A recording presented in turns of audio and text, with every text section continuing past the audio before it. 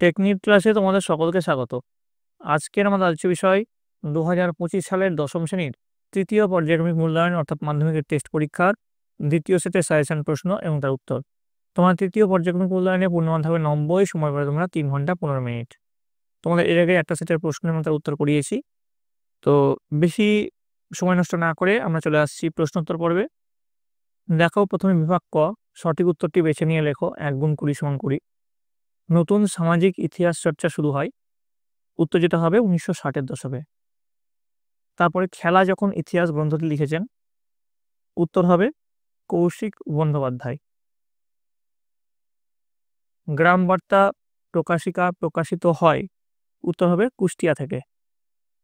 Kolkata medical কলেজের প্রথম মহিলা চিকিৎসক ছিলেন, উত্তর লিখবে কাদম্বিনী গাঙ্গুলি। একাডেমিক অ্যাসোসিয়েশন ছিল একটি বিতর্ক সভা।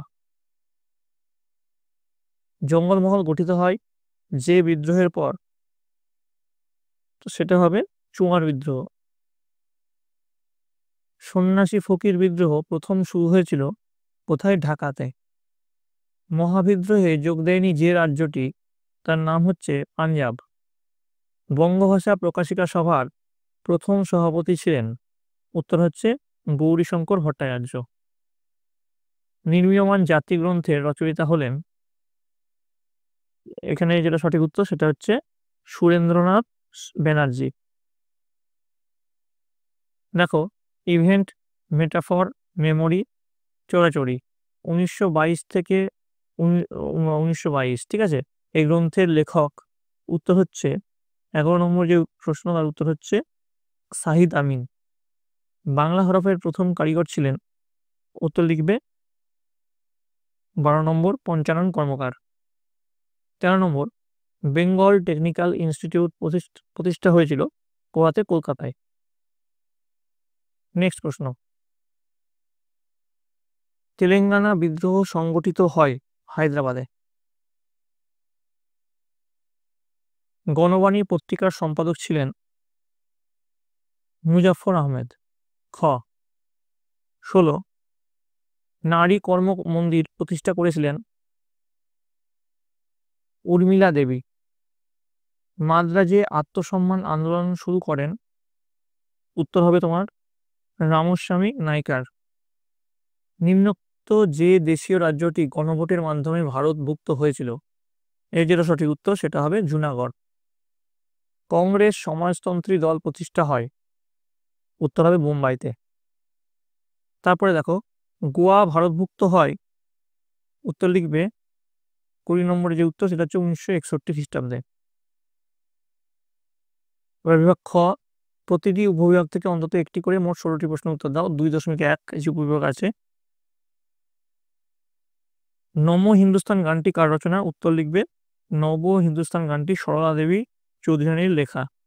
2 নম্বর, এশিয়ার প্রথম ডিলিট কে পান? উত্তর লিখবে এশিয়ার প্রথম ডিলিট পান বেণীমাধব বড়ুয়া। 3 নম্বর, বর্তমান ভারত কোন পত্রিকায় প্রকাশিত হয়?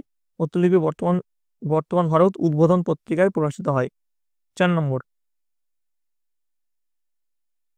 দ্য রেনেসাঁস ইন ইন্ডিয়া গ্রন্থের লেখক কে? উত্তর লিখবে C.F. অ্যান্ড্রুজ। তারপরে দেখো 2 নম্বর, ঠিক বা ভুল নির্ণয় করো। দেখো, প্রথমে যেটা আছে উদয়শঙ্কর সঙ্গীত শিল্পের সঙ্গে যুক্ত, ভুল।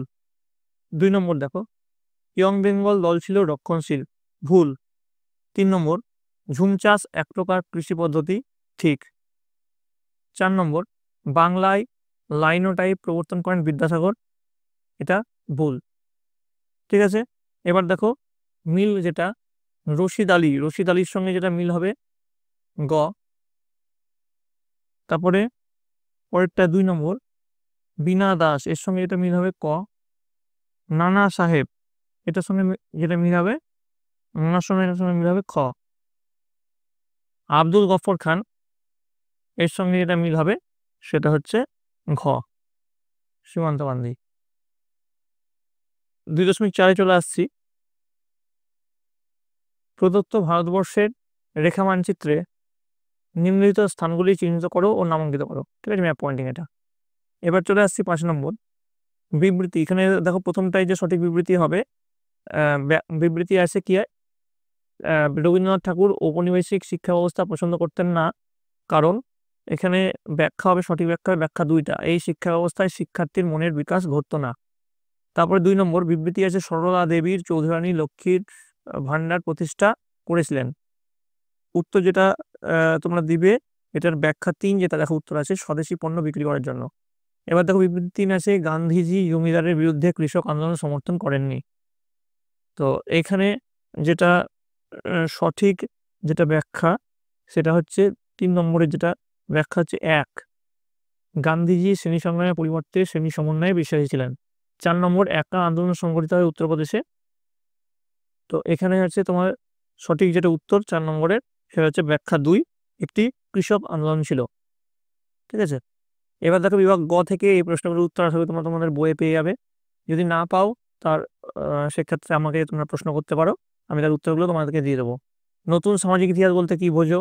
ইতিহাসের উপাদান হিসাবে সরকারি নথিপত্রের সীমাবদ্ধতা কি? নববিধান কি? মধুসূদন গুপ্ত স্মরণীয় কেন? ওয়াহাবি আন্দোলনের উদ্দেশ্য কি ছিল? নীল বিদ্রোহে মিশনারিদের ভূমিকা কেমন ছিল? মহারানীর ঘোষণাপত্রে কি বলা হয়েছে? তারপরে জমিদার সভা ও ভারত সভার মধ্যে 2টি পার্থক্য লেখো। পঞ্চানন কর্মকারকে কেন মনে রাখা হয়? বাংলার মুদ্রণের ইতিহাসে বটতলা প্রকাশনের গুরুত্ব কি? কৃষক আন্দোলনে বাবা রামচন্দ্রের ভূমিকা লেখো। মোপলা বিদ্রোহের কারণ কি ছিল? অরন্ধন দিবস কবে কেন পালিত হয়? দলিত কাদের বলা হয়? পট্টি শ্রীরামুলু কে ছিলেন? কোন পরিস্থিতিতে রাজ্য পুনর্গঠন কমিশন গঠিত হয়েছিল? এবার দেখো বিভাগ ঘতে 4.1 কি আছে? নারী ইতিহাস চর্চা সম্পর্কে সংক্ষিপ্ত আলোচনা করো। হুতুম প্যাঁচার নকশা গ্রন্থে সমকালীন বাংলার কি সমাজচিত্র পাওয়া যায়? তারপরে 1855 খ্রিস্টাব্দের সাঁওতাল বিদ্রোহের কারণ লেখো। মহাবিদ্রোহের প্রতি শিক্ষিত বাঙালি সমাজের মনোভাব কেমন ছিল? বাংলায় মুদ্রণ শিল্পের বিকাশে উপেন্দ্র কিশোরের ভূমিকা লেখো। কারিগরি শিক্ষা বিকাশে বিটিআইয়ের ভূমিকা কেমন ছিল? দলিত আন্দোলনকে কেন্দ্র করে গান্ধী আম্বেদকর বিতর্ক সম্পর্কে লেখো। দেশীয় রাজ্য হায়দ্রাবাদ কিভাবে ভারতভুক্ত হয়েছিল? এবার দেখো ঊনবিংশ শতাব্দীর বাংলার সমাজ সংস্কার আন্দোলনে ব্রাহ্ম সমাজের ভূমিকা লেখো। রবীন্দ্রনাথ ঠাকুরের শিক্ষা চিন্তা ও শান্তিনিকেতন ভাবনার সংক্ষিপ্ত পরিচয় দাও। বঙ্গভঙ্গ বিরোধী আন্দোলনে নারী সমাজের অংশগ্রহণ কেমন ছিল? এক্ষেত্রে তাদের আন্দোলনের সীমাবদ্ধতা কী ছিল? তো এই ছিল তোমাদের ইতিহাসের সাজেশন সেট। তোমাদের যদি এরপরে আরও 1 সেট সাজেশন সেট দরকার হয়, আমাকে কমেন্টে অবশ্যই জানাবে। কমেন্টে তোমাদের বিদ্যালয়ের নাম এবং কে কোন জেলায় দেখছো সেটা কিন্তু লিখতে ভুলবে না। আর আশা করি তোমাদের সকলের পরীক্ষা খুব ভালো হবে। তোমরা সকলে মন দিয়ে পড়াশোনা করেছো, তোমরা তোমাদের বইটা খুঁটিয়ে পড়ো। এই প্রশ্নই যে হুবহু তোমাদের আসবে তার কোনো মানে নেই, এরকম টাইপের প্রশ্ন আসবে। বইটা যদি তোমরা খুঁটিয়ে পড়ো তবে কিন্তু তোমাদের সাফল্য নিশ্চিত। তোমরা সকলে মন দিয়ে পড়াশোনা করো, তোমরা সকলে ভালো থাকো, তোমরা সকলে সুস্থ থাকো।